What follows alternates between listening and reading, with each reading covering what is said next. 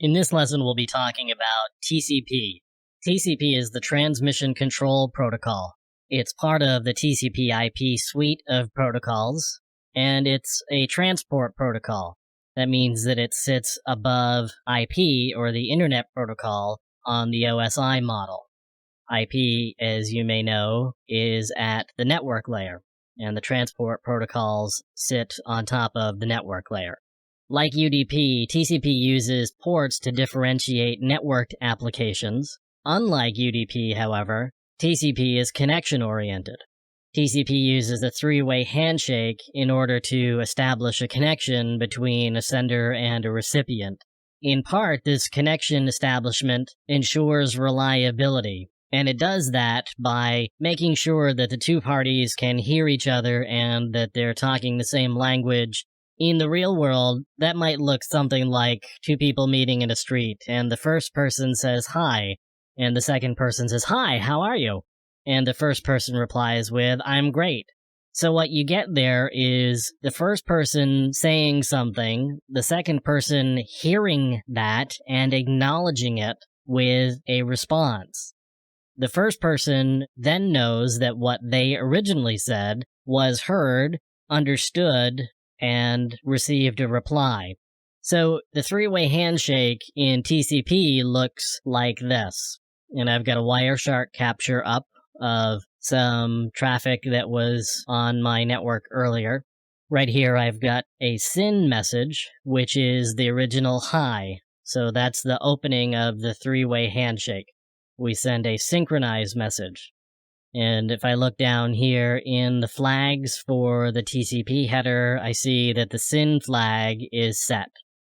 In order to ensure that the SYN message was heard, the second party sends back a SYN ACK, or a synchronized acknowledgement. So if I go to that message in my Wireshark capture, I see that the flags ACK and SYN, or acknowledgement and SYN, are both set here. So that's the "Hi, how are you?" Now we just need to make sure that we get a message back from the recipient back to the original sender, and that's this message here. That's the ACK, or the acknowledgement. So no other flags, just the acknowledgement flag. So with that ACK message, we know that the first person or computer can send a message to the second computer. The second computer can receive that message and reply to it, and the first computer can receive and understand that reply. And because of that, they know that there's a reliable connection between them, and so we have a full connection up. So from a reliability standpoint, we ensure that the recipient is there and responding, and for the recipient, it ensures that the sender is still there after the original message was sent. Without that acknowledgement back from the sender, what you can end up with is half-open connections. You'll hear these mentioned sometimes. They're called SYN floods, and what happens is you can send a SYN message, and the receiving computer will open up a piece of memory called a buffer in order to hold open that half-open connection, waiting for the three-way handshake to complete, at which point it has a full connection. Now, for every computer, there's a limited number of connections that it can handle at any given point, memory not being an unlimited quantity. So if I keep sending a lot of SYN messages and never finish the three-way connection, I can start filling up the buffers on the receiving computer, and that's exactly what happens with a SYN flood, is the buffers in the kernel space memory begin to fill up, and it no longer has the ability to receive legitimate messages.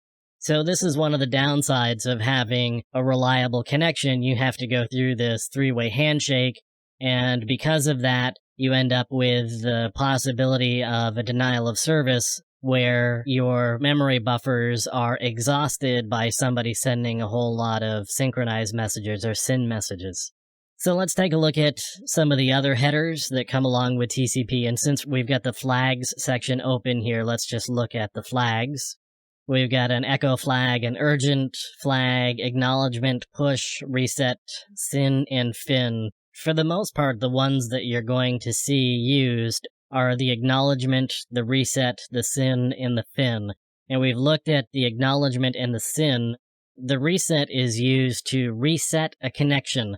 So, for example, if I were to send a SYN message to port 83 and port 83 wasn't open, the receiving computer would send back a reset to me to indicate that port 83 was not open.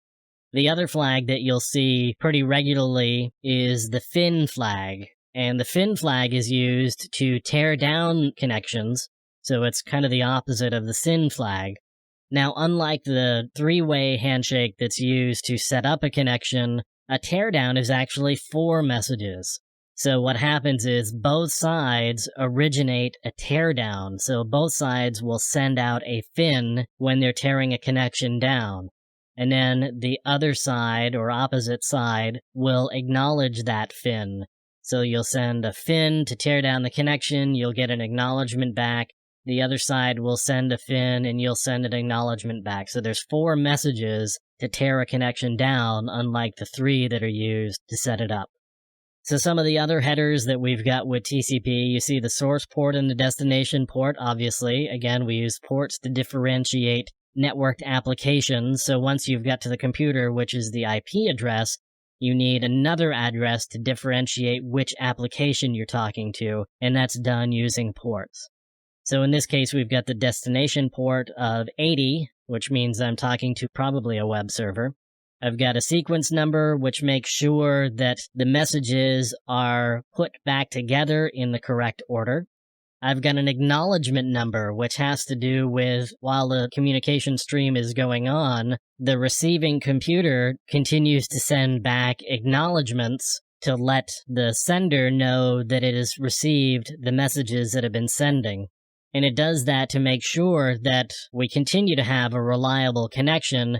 In other words, the messages that are being sent continue to be received. So we have to keep sending acknowledgement back. We have a window size value, which again goes back to that reliable transmission. The window size has to do with the number of bytes that I can send before I have to wait for an acknowledgement to be received. We have a checksum, which ensures that the message that is sent is actually the one that's received. In other words, it hasn't been altered in any way in transmission. And then we've got a set of options flags, which include a timestamp value. And the timestamp value can be used for a handful of things, which we'll get into in another lesson. But that's a quick overview of TCP and the headers and the various ways that TCP works.